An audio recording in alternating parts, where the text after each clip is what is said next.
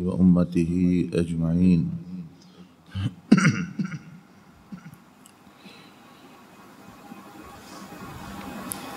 جتنے بھی مبارک دن ہیں، مبارک راتیں ہیں، ان میں سے بہت سے اعمال ہوتے ہیں اور جو عقل مند لوگ ہیں وہ کوشش کرتے ہیں کہ ہم وہ عمل کریں کہ جو سب سے زیادہ مفید ہو۔ محنت بھی کرنی ہے تو کیوں نہ بندہ وہ کام کرے جو تھوڑا ہو اور سب سے زیادہ فائدہ بھی ہو جائے۔ دیکھیں، جو کاروبار ہزاروں ہیں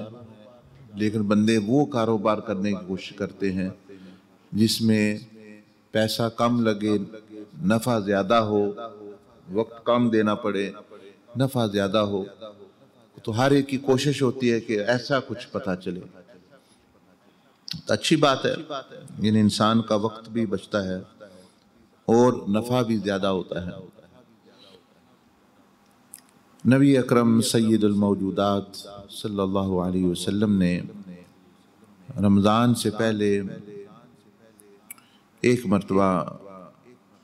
خطبہ ارشاد فرمایا شعبان میں، جس میں روزے کے متعلق جو ہے وہ ہدایات دی۔ آپ نے اس میں کئی باتیں بیان فرمائی، شروع سے لے کر آخر تک نصیحت فرمائی۔ بہت ہی جامع خطبہ، مختلف احادیث، مختلف روایات میں وہ آتا ہے۔ خطبے کے دوران آپ علیہ السلام جو یہ ارشاد فرما رہے تھے تو اس خطبے میں سن کر ایک ہستی کھڑی ہوئی اور انہوں نے بصد ادب نبی علیہ السلام کی بارگاہ میں سوال کیا۔ وہ ہستی کون تھی؟ وہ سیدنا علی کرم اللہ وجہہ الکریم، جو کہ نبی علیہ السلام کے شہر علم کا دروازہ ہے۔ یعنی آپ علیہ السلام کی معرفت، آپ کی بات کو سمجھنا ہو تو سیدنا علی کرم اللہ وجہہ الکریم کا ہر قول، ان کی ہر بات جو ہے وہ نبی علیہ السلام کی بات کو سمجھنے میں مدد دیتی ہے اور صحیح سمجھ آتی ہے اس کی۔ وہ کھڑے ہوئے اور آپ نے فرمایا کہ یا رسول اللہ صلی اللہ علیہ وسلم، آپ نے مطلب یہ تھا، مفہوم بیان کر رہا ہوں کہ آپ نے بہت سارے اعمال بیان کیے، رمضان کے متعلق ہدایات دی، اس میں قرآن بھی ہے، اس میں نماز بھی ہے، اس میں تلاوت بھی ہے، اس میں تراویح بھی ہے، اس میں صدقہ بھی ہے، اس میں ذکر بھی ہے، اس میں نوافل بھی ہے، اس میں تہجد بھی ہے، اشراق کے موقع بھی ہیں اور صدقے خیرات کے موقع بھی ہیں، اور قرآن سننے کے، پڑھنے کے مختلف انواع کی عبادات ہیں، اعتکاف بھی ہے، طرح طرح کی نیکیاں ہیں۔ یا رسول اللہ صلی اللہ علیہ وسلم، میری عرض یہ ہے کہ آپ ہمیں یہ ارشاد فرمائیں کہ رمضان کا، روزے کا سب سے افضل عمل کون سا ہے؟ آپ دیکھیں، انہوں نے بڑے نکتے کی بات پوچھی۔ صحابہ اکرام رضوان اللہ اجمعین یہ سوال بھی مختلف انداز سے کیا کرتے تھے، تو یہ روزے اور رمضان کے متعلق سوال تھا، کیونکہ اب جیسے رمضان آ رہا ہے، ہر بندے کا ایک ذہن ہے، وہ اس ذہن کے ساتھ رمضان کی طرف آگے بڑھ رہا ہے، میں نے کیا کرنا ہے۔ کوئی سوچ رہا ہے میں نے کام چھوڑ کے میں نے یہ باتیں کرنی ہے، کوئی سوچ رہا ہے میں نے اب جو ہے روزے رکھنے ہیں، کوئی سوچ رہا ہے میں ذکر کروں گا، کوئی سوچ رہا ہے میں یہ قرآن مجید 2 ختم کرنے ہیں، کوئی سوچ رہا ہے، ہر بندہ اپنا اپنے انداز سے سوچ رہا ہے۔ لیکن نبی علیہ السلام کی سوچ کیا تھی اور سیدنا علی رضی اللہ عنہ کی سوچ کیا تھی، اور انہوں نے جب یہ پوچھا، استفسار کیا کہ افضل ترین عمل، یعنی کس ذہن کے ساتھ بندے کو اس طرف روزے کی طرف پڑے کہ میں نے یہ کام کرنا ہے، دوسرا ہو نہ ہو اس پہ فوکس کرنا ہے تو میں کچھ پا جاؤں گا، اور اگر وہ نہ پایا تو بہت کم فائدہ ہوگا۔ تو حضور علیہ السلام نے فرمایا، جو جواب میں ارشاد فرمایا، نہ اس میں آپ نے नफली नमाज़ों का ज़िक्र किया, ना रोज़े का ज़िक्र किया, ना ही ज़कात का ज़िक्र किया, ना ही जो है उम्रे का ज़िक्र किया। रमज़ान में लोग उम्रा भी करते हैं। ना ही कितने ख़त्म कुरान मजीद के करने हैं, लेकिन ना उसका ज़िक्र किया, ना ही सदका खैरात का ज़िक्र किया, ना ही तहज्जुद का ज़िक्र किया, किसी चीज़ का ज़िक्र नहीं किया। एक चीज़ ही फरमाई, सबसे अफजल अमल हुज़ूर अलैहिस्सलाम ने फरमाया रमज़ान में और रोज़े में ये है कि अल्लाह पाक की हराम करदा, मना करदा चीज़ों से, आमाल से बचना, यानी गुनाह से, गलतियों से और कमियों कोताही जो बंदा करता है अल्लाह पाक की के अहकाम को बजा लाने में, यानी गलत काम जो हैं, गुनाह जो है, जराइम जो हैं और हराम करदा चीज़ें जो हैं, फरमाया कि सबसे अफजल अमल ये है, ये रोज़े का रुक जाना उससे। रोज़े का सौम का मतलब ही ये होता है कि रुक जाना। तो रुकना किस से है?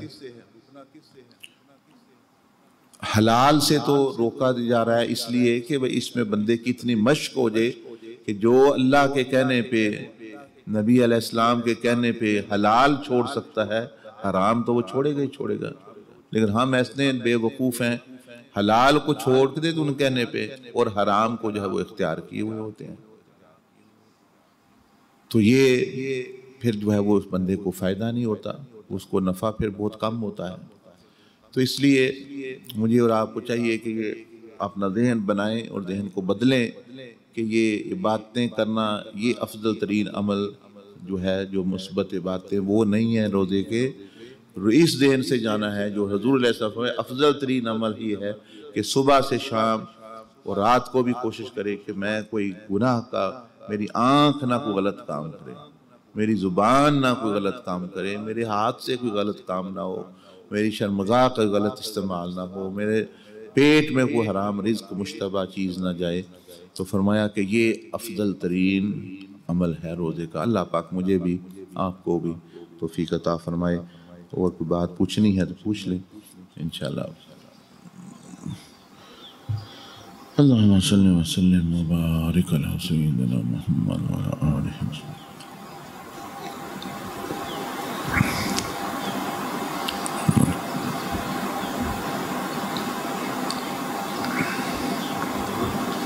जी जी फरमाइए।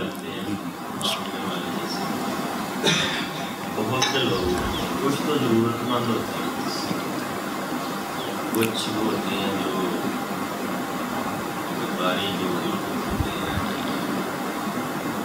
नींद वाले लोग, उनका काम ही है वो है क्या उनसे भी माजरत करनी चाहिए या कुछ ना कुछ उनको देना चाहिए, इसके बारे में देखें कि नबी अलैहिस्सलातु वस्सलाम की जो हिदायत हैं बेकारियों के बारे में, मांगने वालों के बारे में, और आपका जो ख़ुद अमल है वो भी हमारे लिए रहनुमा है। बाद मरतबा तो बंदा आया है कोई जिसने मांगा है तो आपने उसको तरीका बताया है,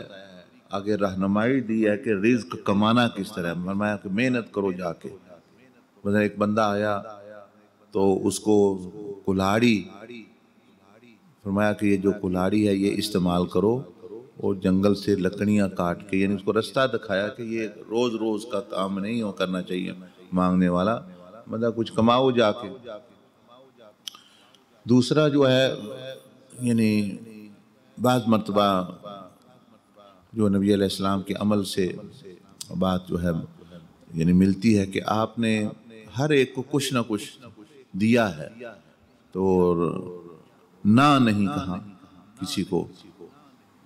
लेकिन ये ना कहने का मतलब ये नहीं कि हर एक को कुछ पैसे ही दिए हैं, किसी को दुआ दे दी है, किसी को मशवरा दिया है, किसी की रहनुमाई कर दी है। और ख़ास तौर पर नबी अलैहिस्सलाम ने ऐसे लोगों की बहुत ज़्यादा मज़म्मत की है और अल्लाह के यहाँ बड़ा जुर्म ये करार दिया गया कि जो खामहा यानी मांगे लोगों से اور مانگنے کا دروازہ کھولے اور اس کو پیشہ بنا لے، ان کے لیے مذمت۔ ان کی تو حوصلہ شکنی کرنی چاہیے اگر ہو سکے، پتہ ہو بندے کو بھئی اس نے کام نہیں، اس نے یہ کام ہی بنایا ہوا ہے۔ اور جس کا پتہ نہ ہو اس کو اگر تو طریقہ یہ ہے کہ اگر تو وہ ضرورت مند ہے، پتہ بندے کا خود بھی اللہ پاک نے بندے کو دیا ہے، تو اس کی جو ہو سکتی ہے خدمت کرو۔ اگر یہ پتہ نہ ہو، یہ نہیں پتہ پیشہ والا یہ ہے، پیشہ کیے ہوئے ہے یا ویسے کوئی آ گیا ہے، تو اس کے لیے پھر جو آپ فرما رہے ہیں کہ وہ کچھ نہ کچھ اس کو روپیہ دے دے، 2 روپے دے دے، 5 دے دے، مطلب یعنی وہ تاکہ بھائی پتہ نہیں ہے تو چلو کچھ حصہ پڑ جائے۔ اور کچھ جو مخصوص جو لوگ جیسے گاؤں میں شہر میں رہتے ہیں ان کو پتہ ہوتا ہے مطلب ایک بندہ کل بھی آ گیا، پرسوں بھی آ رہا ہے، ترسوں بھی آ رہا ہے، اور وہ اس نے اپنا کام تو ان کی حوصلہ ان کو ان کی رہنمائی بھی کرنی چاہیے کہ آپ جو ہے جا کے اپنا کوئی کام کریں، محنت مزدوری کریں۔ اور یعنی اور جن کا نہیں پتہ اور یہ بھی شک میں پڑ گیا بندہ بھئی یہ وہ، ان کو جو ہے کچھ نہ کچھ جو ہے وہ دے دے، اور جن کا پتہ ہو کہ باقی یہ ضرورت مند ہے تو ان کی جو ہے وہ خود کوشش کرے پڑھنے کی، نہیں تو جو ہے وہ کسی اور کی طرف رہنمائی کر دے، دعا کر دے۔ تو جواب آپ کی بات کا یہ ہے کہ ہاں پیشہ ور لوگوں کو جو ہے وہ نہ دینے سے گناہ گار نہیں ہوتا بندہ، بلکہ جو ہے ان کی حوصلہ شکنی کرنی چاہیے، پتہ ہو بھئی ان کو مانگنے کی جو ہے عادت ہے، یہ جو ہے وہ ختم ہو، اور یہ جو ہے اسی پہ نہ جو ہے وہ رہے ساری زندگی۔ اور یہ پھر ان کے لیے مسئلہ یہ ہے کہ ان کے لیے وہ حلال بھی نہیں ہوتا، مطلب ان کے پاس بعض دفعہ انہوں نے پیسے اکٹھے کر لیے ہوتے ہیں پھر بھی وہ مانگ رہے ہوتے ہیں، تو ان کے لیے پھر وہ حلال بھی وہ چیز نہیں رہتی۔ دینے والے کو تو بعض مرتبہ اجر مل جاتا ہے اس کی نیت کے مطابق، لیکن جو آپ نے پوچھا ہے کہ بھئی اگر بندے کو یقیناً پتہ ہے کہ بھئی یہ کام ہی ان کا یہ ہے تو اس کو حوصلہ شکنی ہی کرنی چاہیے۔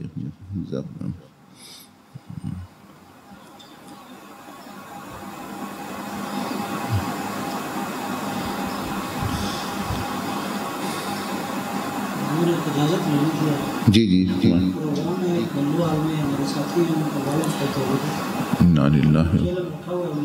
اچھا